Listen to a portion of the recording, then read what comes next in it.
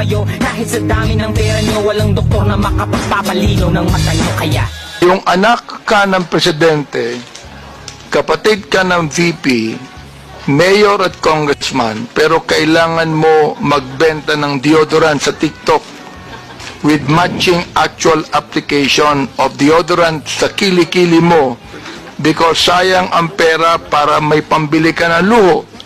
Samantalang ang anak ng mga congressman lang na kung sino-sino nag-aaral abroad sa Europe at Switzerland at walang alam sa buhay, akala hardworking lang ang kanilang mga magulang. I would like to understand this. I would like to understand what you feel about this. Now you tell us right here in this committee, anong ibig sabihin nitong impression na ito? You give us names. Who are you referring to? Huwag kang masyadong halata.